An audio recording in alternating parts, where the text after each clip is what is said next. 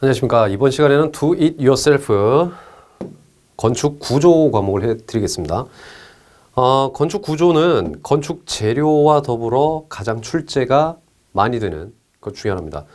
챕터는 크게 6개로 나눠집니다. 첫 번째 건축 구조 방식, 두 번째 목 구조, 세 번째 조적 구조, 네 번째 철근 콘크리트 구조, 다섯 번째 철골 구조, 여섯 번째 마지막으로 구조 시스템, 이렇게 구성이 됩니다. 일단 첫 단원으로 건축의 구조 방식을 해보도록 하겠습니다.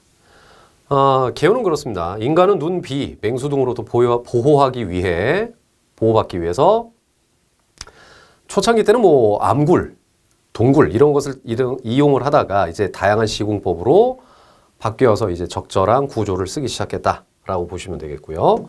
건축물의 주요 구조를 보겠습니다. 일반적으로 제일 처음에 기초, 그 다음에 두 번째 기둥, 그 다음에 세 번째 벽, 네 번째 바닥, 다섯 번째 지붕, 여섯 번째 천장, 일곱 번째 계단, 여덟 번째 수장, 이렇게 나눠집니다.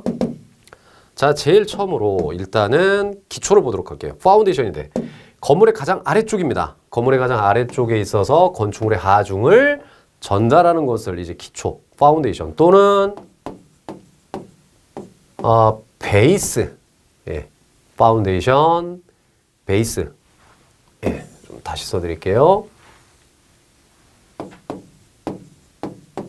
파운데이션, 그 다음에 베이스, 이런 걸로 불려집니다. 자, 기초의 종류를 한번 볼게요. 지정 형식에 따라서 직접 기초, 그 다음에 말뚝을 박아서는 말뚝 기초, 우물통 기초라고 해서 피어 기초, 그 다음에 잠암 기초라고 해서 케이슨 기초라고 있습니다. 출제가 가끔 됩니다. 지정 형식에 따른 분류에 포함되지 않는 것이라고 나옵니다. 기초의 푸팅 형태, 그 다음에 용도 및 구조 형식상 분류로도 꽤 나오기 때문에 이제 지정 형식에 의한 것도 있고요. 기초의 종류를 보시게 되면 이제 여기 용도 및 구조 형식상의 분류인데 독립기초, 복합기초, 그 다음에 연속기초, 온통기초 이렇게 돼 있어요. 자, 독립기초하고 복합기초를 한번 말씀을 드리면 독립기초는 기둥이 있을 때 기초판이 하나만 존재한다. 또 기둥이 있을 때 기초판이 또 하나만 있다. 이렇게 되는 것을 독립기초라고 하고요. 복합기초는 기둥이 2개 이상 있을 때 그것을 하나의 기초판으로 연결한 것을 복합기초라고 얘기를 합니다. 그 다음에 이제 연속기초와 온통기초가 있는데 연속기초를 줄기초라고도 얘기를 해요. 줄기초라고 얘기를 하는데 연속기초는 이런 겁니다. 벽이 있을 때 기초가 그냥 연달아 쭉 진행되는 것. 이것을 줄기초 혹은 연속기초라고 하고요. 온통기초는 지하실을 얘기해요. 지하실을 얘기합니다. 자, 근데 온통기초는 자체적으로 시험 문제가 나와요. 건물 하부 전체에 걸쳐서 설치한 기초로 연약 지반에 사용한다. 그래서 대표적으로 지하실이죠. 지하철이 아니고 지하실 이렇게 됩니다. 그 다음에 이제 말뚝이 있는데 말뚝은 나무 말뚝, 기성, 제자리 이렇게 있어요. 말뚝이 무슨 역할을 또 하는 거냐면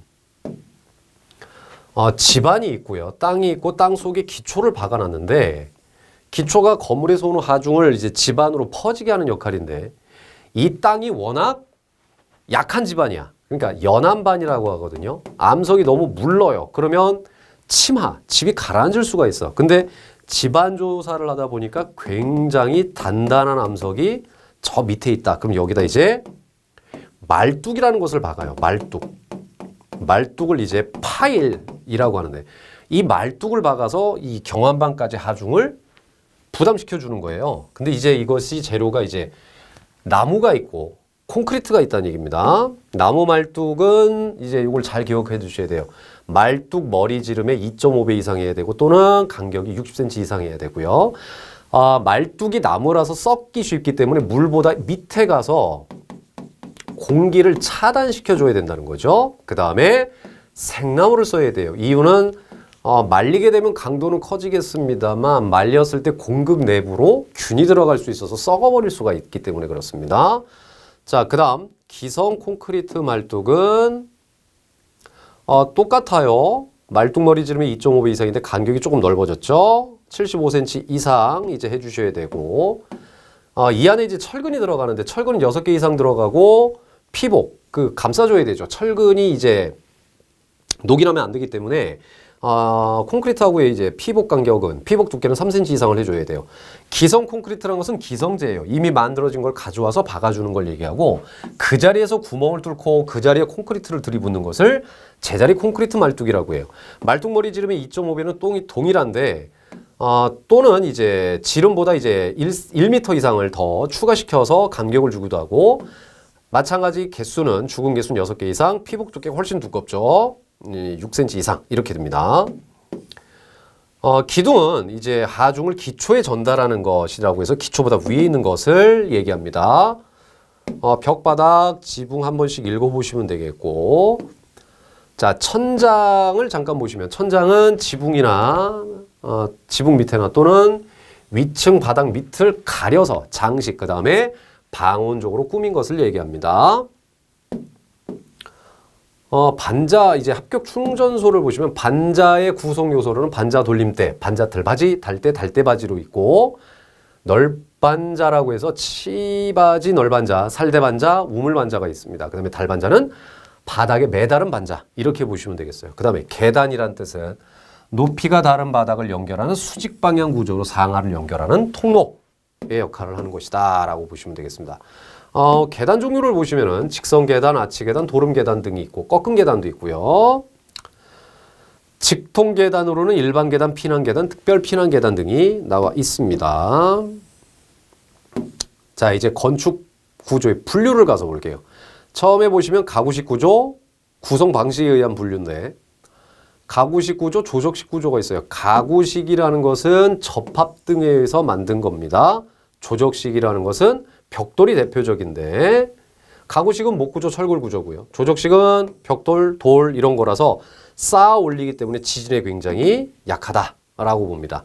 일체식은 한 덩어리로 만들었던 건데요. 그래서 대표적인 것이 철근, 콘크리트 구조가 됩니다. 그 다음에 이제 재료에 의한 분류로는 목구조, 벽돌 구조, 블록 구조, 돌 구조, 철근, 콘크리트 구조 등이 있다.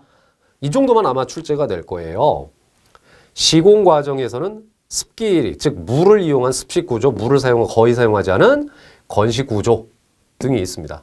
습식으로는 조적식, 철근 콘크리트가 있고요. 건식은 물을 거의 사용하지 않은 목구조, 철골 구조가 있습니다.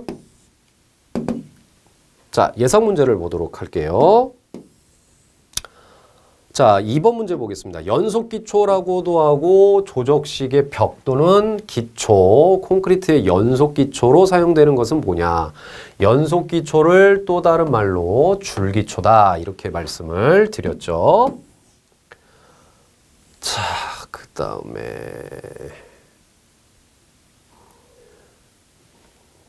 자, 5번 문제 볼게요. 구조의 구성 방식에 의한 분류 중 구조체인 기둥과 볼을 부재의 접합에 의해서 축전하는 방법으로 목구조, 철골 구조 등을 의미하는 것을 뭐라 하느냐? 자, 접합에 의해서 됐다라는 것은 가구식이었죠. 가구식. 자, 그 다음에 또 하나 보셔야 될 게 자, 10번 문제 한번 볼게요. 잡석 지정을 할 필요가 없을 때 양호한 집안에서 하는 것. 잡석은 이제 여러 돌을 갖다가 이제 밑에 바닥에 기초보다 더 아래쪽에 깔아두는 건데 잡석이 필요가 없다라고 돼 있어요. 그럼 잡석 대신에 다른 것을 써야겠죠. 그것은 바로 자갈 지정이라고 보시면 되겠습니다. 자, 그 다음에 어떤 것을 한번 풀어볼까요? 네, 16번 한번 마지막으로 보도록 하죠. 기성 콘크리트 말뚝을 타설할 때 말뚝 직경에 말뚝 중심간 거리를 오른 것은 나무 말뚝이든 기성 콘크리트 말뚝이든 제자리 콘크리트 말뚝이든 다 지름의 2.5배 이상이었죠. 그래서 정답은 3번 2.5D 이상이 되겠습니다. 자, 이것으로 1장에 대한 수업 강의를 마쳐 보도록 하겠습니다. 수고하셨습니다. 이번 시간에는 2장 목구조에 대한 강의를 해보도록 하겠습니다. 목구조는 오랜 기간 인간이 이용해온 구조라고 되어 있습니다. 그 다음에 이제 접합을 했다. 저번 시간에 했듯이 가구식 구조다라고 되어 있고, 접합을 할 때는 여러 가지 철물 등을 이용한다라고 되어 있습니다. 자, 목구조의 장점을 보면 재료에 있었던 목재하고 되게 비슷하죠. 열존들이 작기 때문에 단열이 우수합니다. 단 물에 의해서 팽창 수축이 있을 수 있고 부패나 충해가 좀 있을 수 있고 고층 건물에는 사용할 수가 없습니다. 그래서 아마 목구조로 집을 지게 되면 보통 2층 정도 내에서 끝마치게 되는 거죠.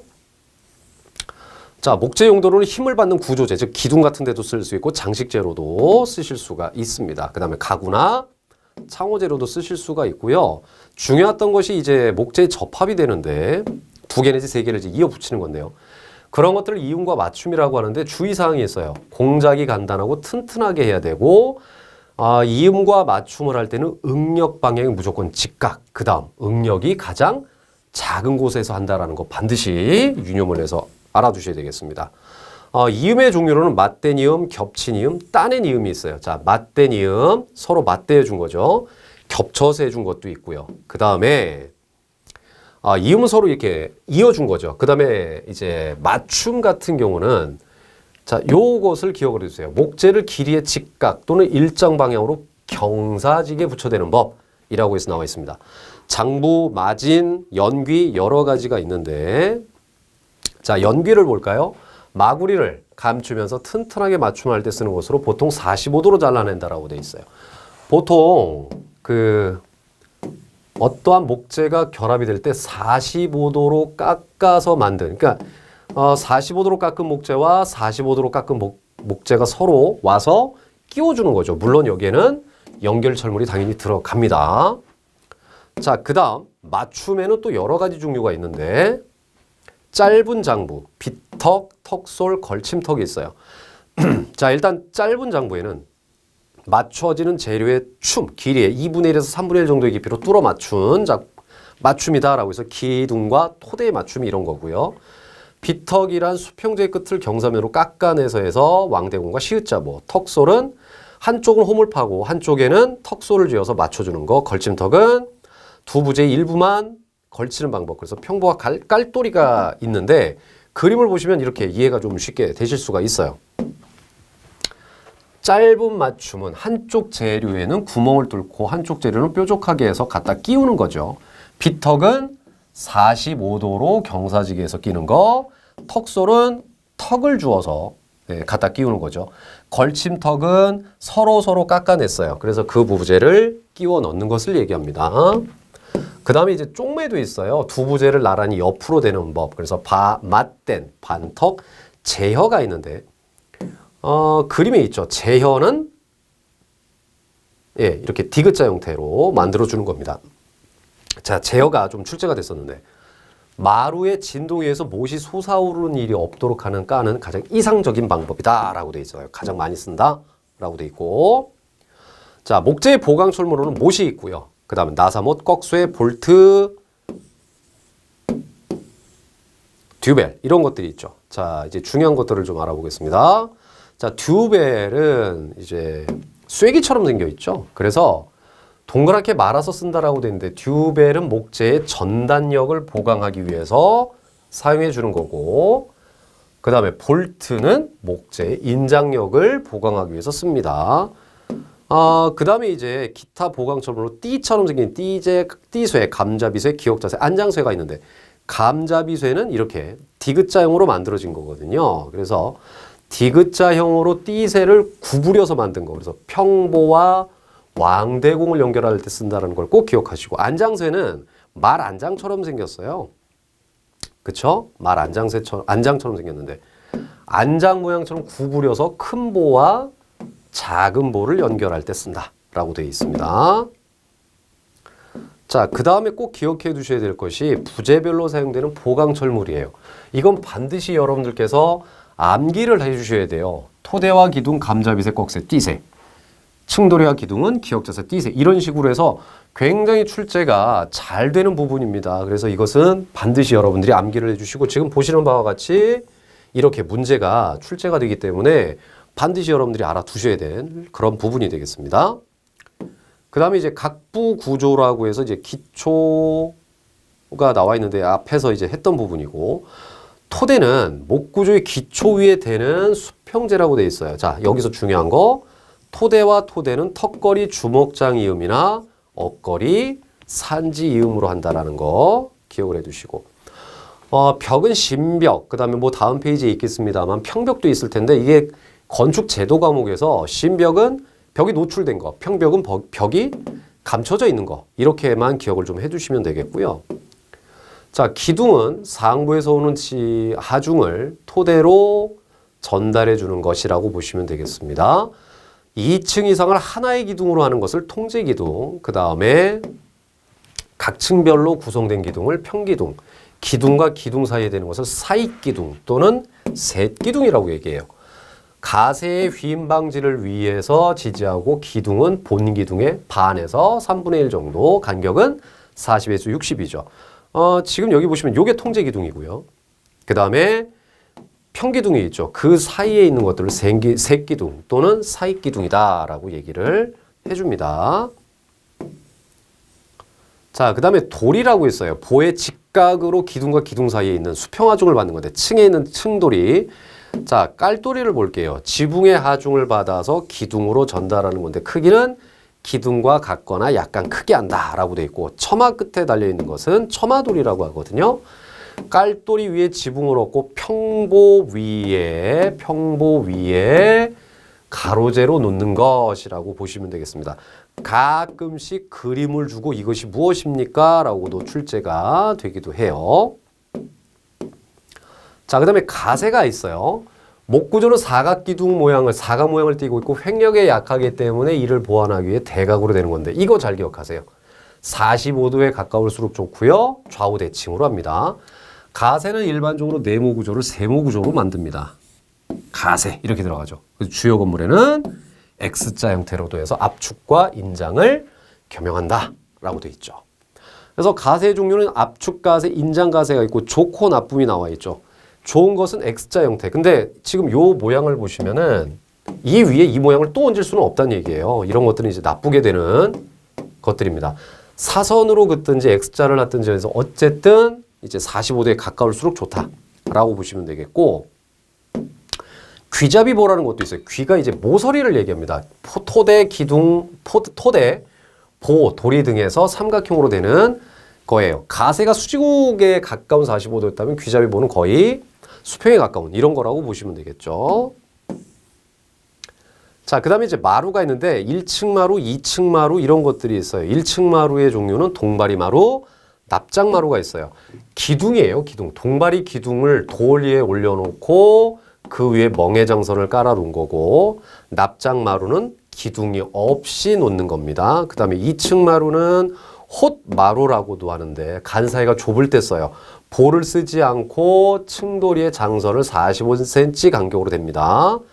그 다음에 또 하나 출제되는 것이 짠마루인데요. 큰 보 위에 작은 보를 올려놓는다라는 말이 나오면 일단 짠마루라고 보십시오. 그 다음에 지붕은 이제 가장 상부에 존재하는 건데, 이제 그림으로 이제 가끔 출제가 되는데, 이렇게 3D가 아니라 아예 위에서 내려다보는 거예요. 위에서 내려다보는 그런 형태. 그래서 예를 들어 모임 지붕 같은 경우는 위에서 보면 이렇게 생겼겠죠. 다음 그림은 무엇입니까? 이런 거 출제가 되고요.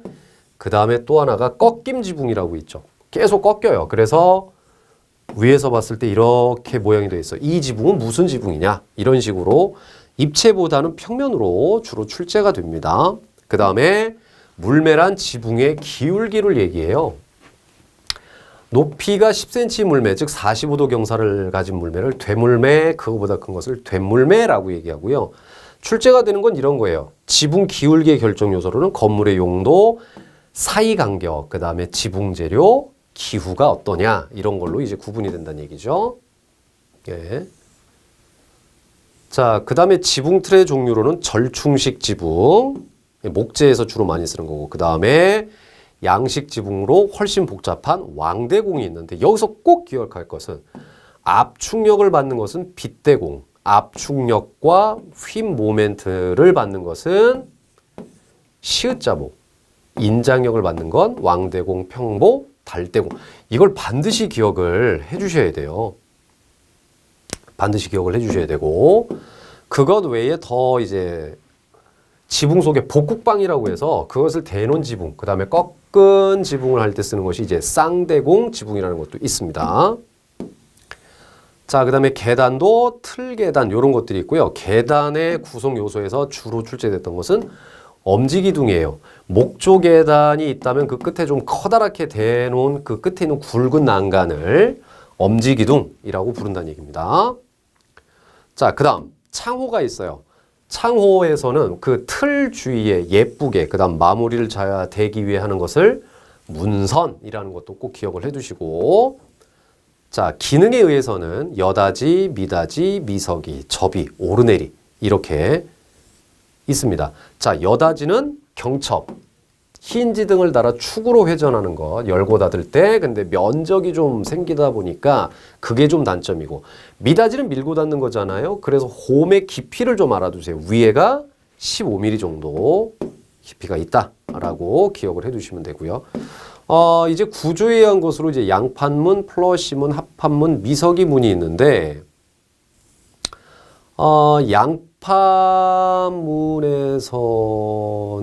양파문보다는 이 플러시문이요. 울거미를 짜고 중간에 30cm마다 목재를 대서 또 하나 만든 겁니다. 비틀림이나 변형이 적고요.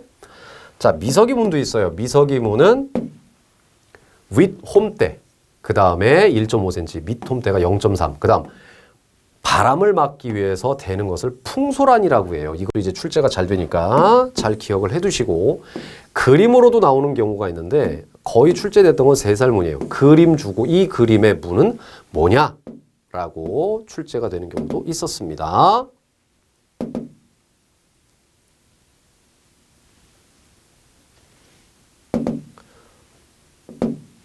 자, 이제 예상 문제를 한번 보도록 합시다. 자, 4번 문제를 한번 볼까요? 다음 중 여다지문에 쓰이는 철물이 아닌 것, 열고 닫는 거에 쓰이지 않는 것은 레일이 되겠죠. 미서기에서 이제 주로 쓰는 거죠. 자, 5번 문제. 울거미를 짜고 중간에 25에서 30cm 사이로 합판을 또 대서 만든 것은 플러시문, 변형이나 뒤틀림이 적었다라고 얘기했죠. 자, 그 다음 9번 문제 봅시다. 지붕에서 되물매는 뭐냐라고 돼 있어요. 되물매는 이제 45도의 경사를 가진 것을 되물매라고 하고 그건 10cm였죠. 자, 그래서 10cm였었습니다. 자, 그 다음 11번을 보죠. 이 왕대공 지붕에서 요 부재는 뭐냐? 요 부재가 이제 왕대공인데, 왕대공에서 주로 받는 것은 뭐냐? 지금 여기를 지어서 보시면은 굵게 보이는 데가 있죠. 평보, 그 다음에 왕대공, 달대공 이런 것들은 인장력을 받는 것이라고 보시면 되겠죠.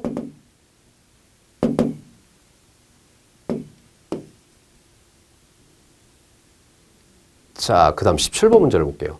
목조 왕대공과 관련이 없는 것, 빗대공, 우미량, 시읒자보, 달대공인데 바로 우미량이에요. 우미량은 소골이라는 뜻인데 보예요, 보. 보인데 이제 주심포 지붕에서만 나타나는 건데, 이렇게 이제 사찰 등이 있을 때 소꼬리처럼 이렇게 내려가면서 보가 설치된 것을 우미량이라고 하고 왕대공 지붕과는 관계가 없습니다.